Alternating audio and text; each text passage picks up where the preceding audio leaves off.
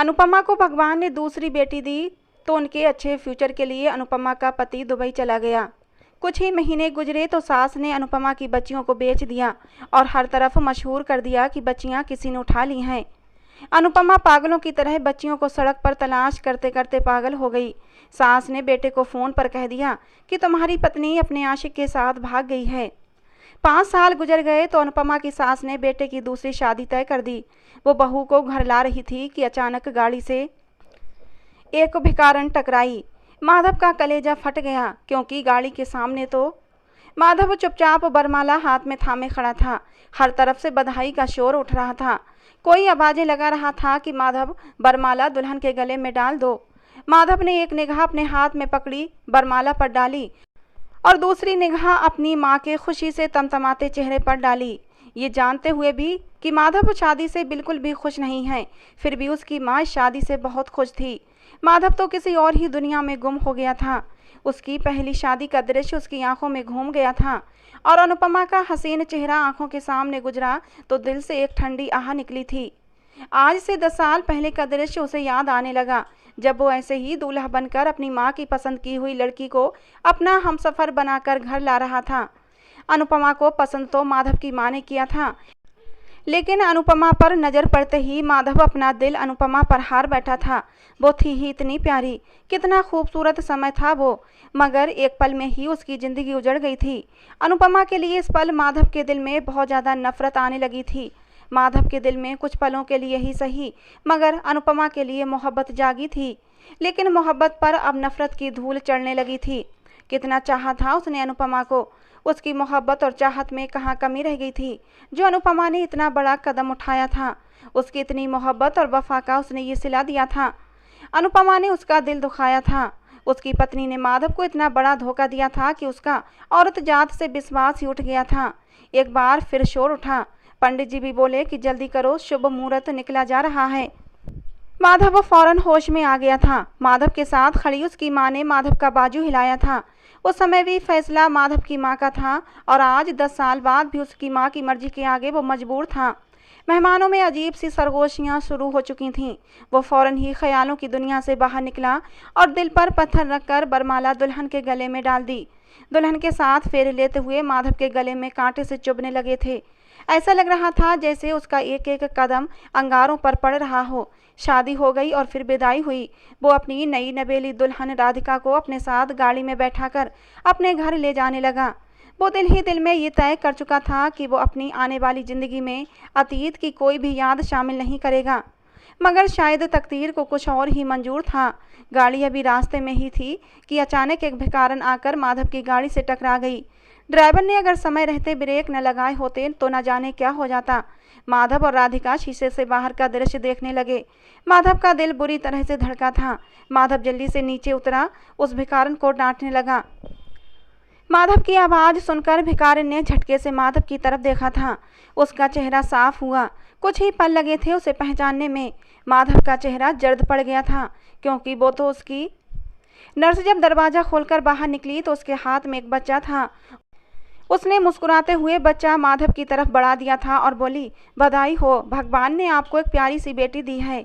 माधव ने मुस्कुराकर अपनी बच्ची को सीने से लगाकर चूम लिया था, मगर अगले ही पल दिल को कई अंदेशों ने घेर लिया था। अगर माँ को पता चला कि एक बार फिर से मेरे यहाँ बेटी हुई है तो न जाने उन पर क्या जुल्म तोड़ेंगी। उन्होंने तो अभी तक मेरी बड़ी बेटी सिया को भी स्वीकार नहीं किया था।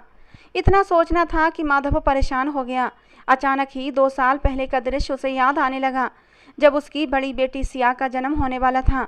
जब वो अपनी माँ और अनुपमा को लेकर अस्पताल आया था, उस दिन वो बहुत खुश था क्योंकि भगवान ने उसे और अनुपमा को चांद सी बेटी दी थी। उसने अपनी बेटी को गोद में लेकर उसके माथे को चूम लिया था। वो बिल्कुल अपनी माँ पर गई थी।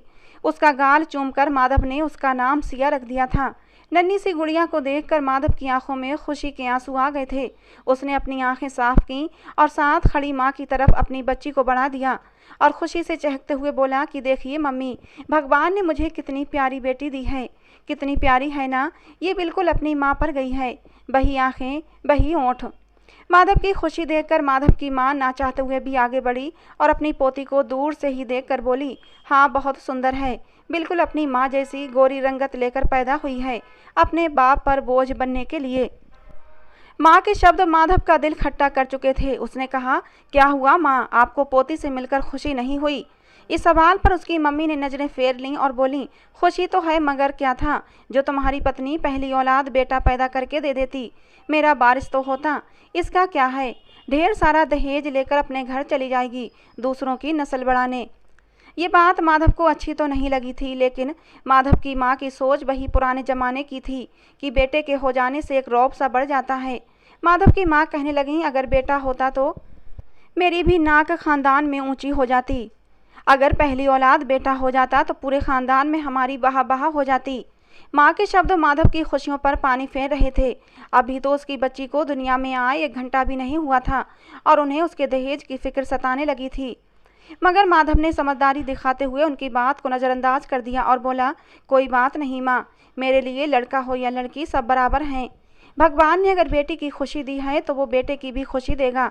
माधव के जवाब पर माधव की माँ ने मुश्किल से मुस्कुराते हुए अपनी पोती को सीने से लगा लिया था और उसे ऐसे प्यार करने लगी जैसे कि वो कोई अछूत हो। चेहरे से नागवारी साफ झलक रही थी। पोती से मोहब्बत सिर्फ बेटे को देखकर जताई जा रही थी। अनुपमा से माधव की शादी माधव की माँ की मर्जी से हुई थी और माधव ने अपनी माँ की पसंद पर खुशी खुशी अपना सर झुका दिया था। दूसरी बार जब अनुपमा उम्मीद से हुई तो माधव की माँ ने बस एक ही रट लगा रखी थी कि बस मुझे तो बेटा ही चाहिए जो मेरे माधव की नस्ल को आगे बढ़ाए। माधव का संबंध ऐसे खानदान से था जहां आज भी बेटियों से ज़्यादा बेटों को अहमियत दी जाती थी।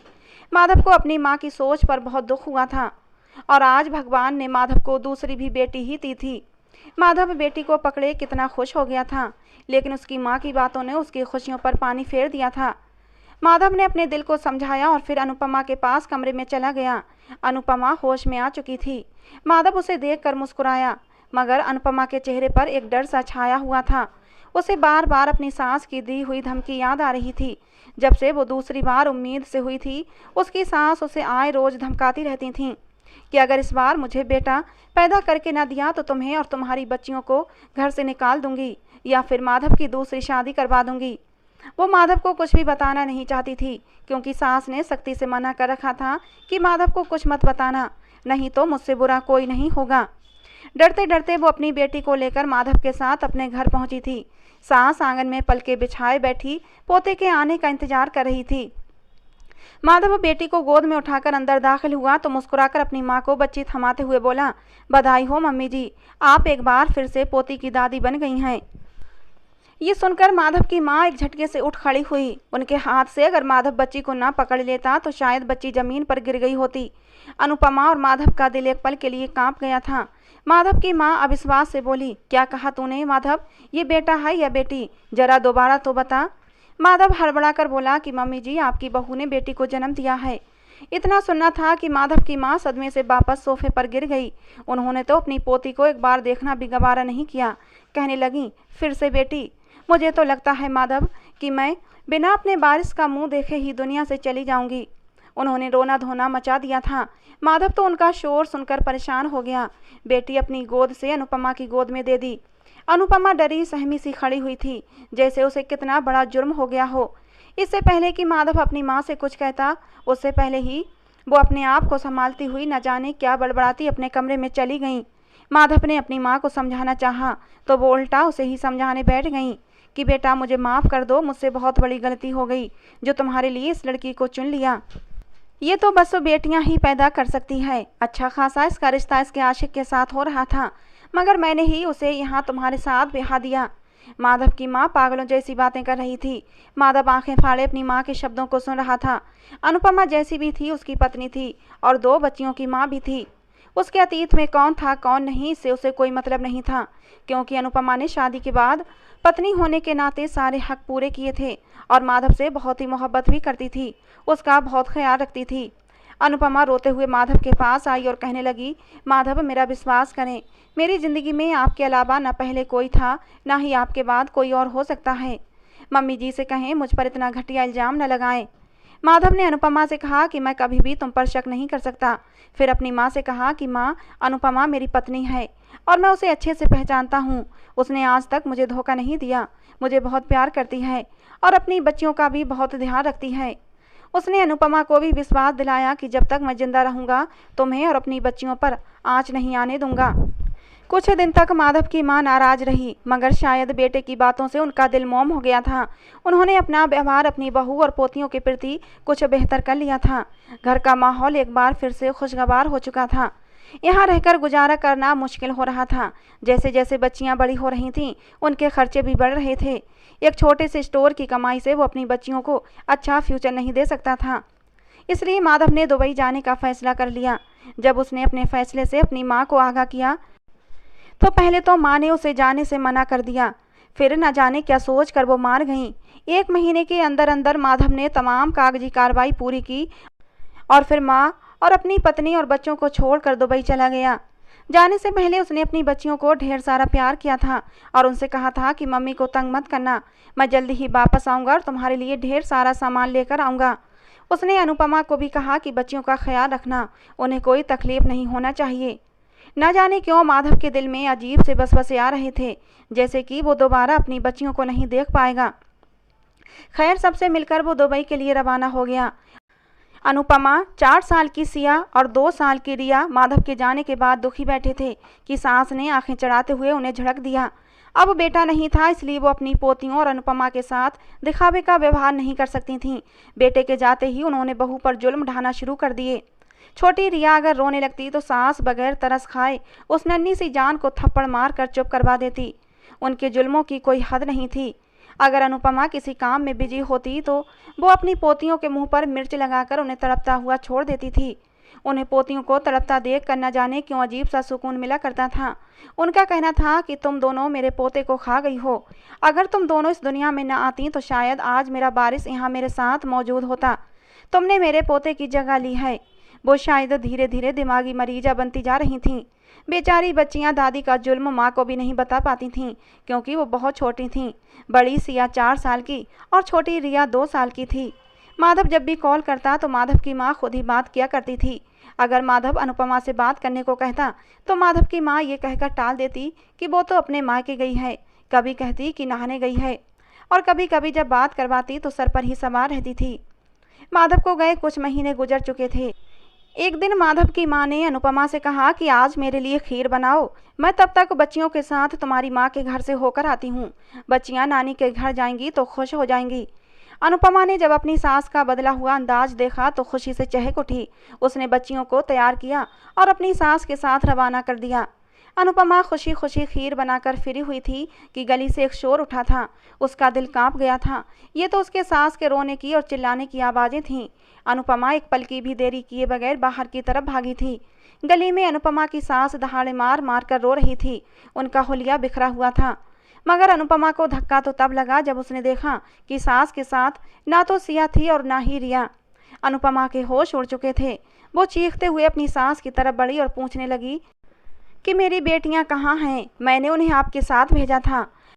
अनुपमा के सवाल पर अनुपमा की सास अनुपमा के गले लग गई और रोते हुए बोली कि अनुपमा, तुम्हारी बच्चियों को कोई उठाकर ले गया है। मैंने उन्हें बचाने की बहुत कोशिश की। ये देखो, मेरे हाथ और एड़ियाँ छिल गई हैं। वो लोग मुझे धक्का देकर दोनों बच्चियों को छीनकर गाड़ी में बैठा कर ले गए। सास के शब्द अनुपमा पर पहाड़ बनकर टूटे थे। ऐसा लग रहा था जैसे वो कुछ बोलने की स्थिति में ही नहीं है। पागलों की तरह नहीं में सिर हिलाते हुए कहने लगी, नहीं नहीं, ऐसा नहीं हो सकता।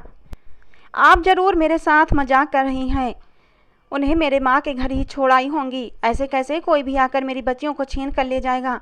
मेरी बच्चियों ने भला किसी का क्या बिगाड़ा है? पूरी गली में एक शोर मच गया था। मगर अनुपमा की सास रोते हुए अनुपमा को विश्वास दिलाने लगी कि 2 लोग गाड़ी पर थे। जैसे ही गाड़ी उनके पास से गुजरी तो गाड़ी का पिछला दरवाज़ा खोला और बच्चियों को गाड़ी में बिठाकर ले गए। मैंने छुड़वाना चाहा तो मुझे धक्का दे दिया। मेरे हाथों से बच्चियों को जबरदस्ती छीन लिया और भाग गए। अनुपमा होश खो बैठी थी। उसने एक पल की देरी किए बगैर उधर ही भागना शुरू कर दिया जिस तरफ अनुपमा की सास ने बताया था कि इधर से ही वो लोग बच्चियों को लेकर गए हैं। अनुपमा की सास वापस घर आ चुकी थी। उनके चेहरे पर एक सुकून भरी मुस्कुराहट फैली हुई थी। कोई सपने में भी नहीं सोच सकता था कि वो कितना बड़ा खेल खेल चुकी थी। दूसरी तरफ अनुपमा यूं ही नंगे पैर गलियों में भाग भाग कर अपनी बच्चियों को आवाज़ें दे रही थी। कभी सिया को आवाज़ देती तो कभी रिया को पुकारती, मगर वो यहाँ होती तो उसे जवाब देती। सड़क से गुजरने वाले राहगीर को रोक रोक कर अपनी बच्चियों के हुलिये बताती और उनके बारे में पूछती कि किसी ने उन्हें देखा तो नहीं है। अनुपमा एकदम से बावली सी हो गई थी। अनुपमा की सास ने अपनी आवाज़ को थोड़ा गमगीन बनाया और अपने बेटे को फ़ोन करने लगी कि अनुपमा बच्चियों को लेकर अपनी माँ के घर गई थी। न जाने मेरी पोतियों को कहाँ छोड़ कर आ गई है और अब खुद ही वापस आ गई है और कह रही है कि बच्चियों को कोई उठा कर ले गया है। अब मैं बुढ़िया कहाँ कहाँ जाकर किस किस दर की खाक छान कर तुम्हारी बच्चियों को ढूंढती फिरूंगी। अपनी माँ के शब्द सुनकर माधव की आत्मा कांप उठी थी। उसकी एक जोरदार चीख निकल गई थी। उसे विश्वास नहीं हो रहा था कि उसकी बच्चियां उससे बिछड़ गई हैं। इतनी दूर बैठकर ये खबर सुनते ही उसका सर चकरा गया था। वो तड़प उठा था, न जाने उसकी बेटियां किस हाल में होंगी। वो रोते हुए अपनी माँ को कह रहा था कि माँ अपनी पूरी कोशिश करो और मेरी बच्चियों को ढूंढ निकालो, मैं भी यहाँ से आने की कोशिश करता हूँ। माधव की माँ ने सुकून से मुस्कुराते हुए फ़ोन कट कर दिया था। 3-4 दिन गुजर गए थे। माधव को छुट्टी नहीं मिल रही थी। फ़ोन करके उसने अपनी माँ को अपनी मजबूरी बताई कि मुझे छुट्टी नहीं मिल सकती, मेरा पासपोर्ट भी मेरे ऑनर के पास है। मैं वहाँ अपने बॉस की मिन्नतें करता रह गया, लेकिन मेरा पासपोर्ट वापस नहीं मिला क्योंकि उसने 2 साल का एग्रीमेंट लिया हुआ था। वहीं दूसरी तरफ वो इस बात से अनजान था कि बच्चियां अगवा नहीं हुई, बल्कि उसकी माँ ने तो 2 बेऔलाद पति पत्नी से लाखों रुपये लेकर उन्हें बेच दिया था। अनुपमा सड़कों पर मारी मारी फिर रही थी। उसे अब कुछ भी होश नहीं था। हर किसी से अपनी बच्चियों के बारे में पूछ रही थी। उसे क्या मालूम था ये सारा खेल उसकी सास ने खेला हुआ है। जब बच्चियां 2-3 दिन तक ना मिलीं तो एक रात अनुपमा इतना चीख चीख कर रोई कि बेहोश हो गई। जब उसे होश आया तो वो एक सड़क किनारे पड़ी हुई थी। किसी ने उसे उठाने की कोशिश नहीं की थी। उसका दिमागी संतुलन बिगड़ चुका था। वो हर गुजरती गाड़ी को रोक रोक कर गाड़ी वाले का गिरेबान पकड़कर उसे मारना शुरू कर देती। कहती थी, कहाँ है मेरी बच्चियाँ, मुझे मेरी बेटियाँ वापस कर दो। लोग उसे पागल कह कहकर पत्थर मारने लगते थे। कभी उसके सर से खून बहने लगता, कभी उसके हाथ जख्मी हो जाते। अनुपमा को घर से गए हुए 2 हफ्ते गुजर चुके थे। जब से बच्चियां गायब हुई थीं वो भी घर नहीं लौटी थी। माधव अलग सूली पर लटका हुआ था। रह रहकर उसे अपनी बच्चियों का ख्याल आता था। तभी एक दिन उसकी माँ ने फ़ोन पर उसे ऐसी खबर सुनाई जिसे सुनने के बाद उसकी रही सही हिम्मत भी जवाब दे गई थी। वो फूट फूट कर रोने लगा था। जब माँ ने बहुत ही गुस्से भरे शब्दों में फ़ोन पर माधव से कहा था कि अनुपमा अपने आशिक के साथ भाग गई है, मुझे माफ़ कर दो बेटा, मैं जल्दबाजी में तुम्हारे लिए गलत लड़की को ले आई। काश मैं अनुपमा की जगह किसी और लड़की से तुम्हारी शादी कर देती तो आज ये सब कुछ नहीं होता। माधव बेबसी से अपने बाल नोच रहा था और रो रहा था। वो अपनी माँ के एक एक शब्द पर आंखें बंद करके विश्वास कर बैठा था। कई दिन तक वो सदमे की हालत में रहा। उसे काम से छुट्टी भी नहीं मिल पा रही थी। जो वो एक बार इंडिया आ जाता। कई महीने वो सदमे की हालत में अस्पताल में पड़ा रहा। काश ये सब करने से पहले माधव की माँ एक बार सोच लेती कि उसकी बहू और पोती की ज़िंदगी ही नहीं बल्कि उनके बेटे की ज़िंदगी पर भी बहुत बड़ा असर होगा। माधव की तो कुल कायनात ही उसकी बेटियाँ और अनुपमा थी। कुछ समय और गुजरा और सब कुछ धीरे धीरे रूटीन पर आने लगा था। माधव काफ़ी हद तक खुद को संभाल चुका था, लेकिन अब उसका इंडिया आने को दिल नहीं करता था। 2 साल के बजाय अब वो 5 साल बाद दुबई से वापस इंडिया आया था। जब घर में दाखिल हुआ तो उसकी आंखों से आंसू बह रहे थे।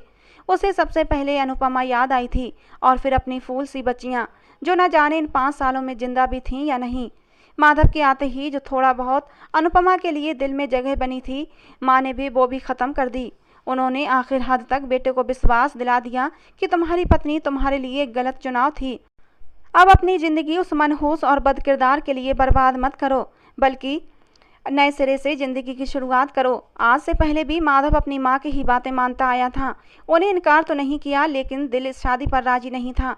मगर माँ की जिद के आगे वो मान ही गया। माँ जैसी भी थी, माँ थी। पुरानी सोच रखने वाली औरत ये समझ रही थी कि अब दूसरी पत्नी से जरूर माधव को बेटा होगा। कुछ ही दिनों में उन्होंने रिश्ते की बात आगे बढ़ाई और फिर 1 हफ्ते के अंदर अंदर माधव की दूसरी शादी राधिका से तय कर दी। माधव किसी कठपुतली की तरह अपनी माँ की सारी बातें मान रहा था। जब भी उसे अकेले में मौका मिलता तो वो अपनी बच्चियों की तस्वीर देखकर बेआवाज रोता रहता। अनुपमा से तो उसे सख्त नफरत हो चुकी थी। आज भी थाने में गुमशुदा बच्चियों की रिपोर्ट दर्ज कराई थी। मगर वो 5 सालों में किसी को नहीं मिली थीं। शादी का दिन आया तो माधव की माँ कुछ खास मेहमानों को साथ लेकर अपनी बहू को विदा कराने पहुंच गई थीं और शादी होते समय कुछ ही पलों में माधव के दिमाग में अनुपमा के साथ गुजरा एक एक पल आ गया था। उसका गला तक कड़वा होने लगा था, उसके आंसू गले में ही उतर रहे थे। उसने मुश्किल तमाम राधिका से शादी की थी, बस एक बेबसी नज़र अपनी माँ पर जरूर डाली थी, जो अपने बेटे की हंसती बसती जिंदगी उजाड़ कर जश्न मना रही थीं। माधव के दिल में एक पल के लिए अनुपमा की तस्वीर जरूर उभर कर आई थी, जब वो अपनी दोनों बेटियों को पहली बार गोद में उठाकर घल्ला रहा था। ये दृश्य भी उसे खून के आंसू रुला रहा था, मगर उसने अगले ही पल सर को झटक कर आने वाले हालातों के लिए खुद को तैयार कर लिया। उसने एक नज़र अपनी नई पत्नी पर डाली, जिसके साथ अब उसे जिंदगी की नई शुरुआत करनी थी। विदाई का समय हुआ तो माधव की माँ अपनी नई बहू और बेटे को लेकर घर की तरफ जाने लगी, तो रास्ते में ही गाड़ी से एक भिखारन टकराते टकराते बची। जब माधव ने उसे देखा तो होश खो बैठा। वो तो अनुपमा थी, जो पागल हो चुकी थी। अब भी वो माधव का गिरेबान पकड़कर अपनी बच्चियों के बारे में ही पूछ रही थी कि मेरी बच्चियों को क्यों उठाकर ले गए हो, बताओ मेरी बच्चियां कहाँ हैं।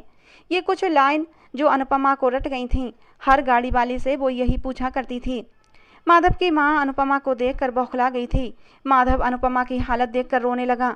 उसने जल्दी से अनुपमा को गाड़ी में डाला और उसे अस्पताल ले गया। वहां पर उसने अनुपमा का इलाज करवाया।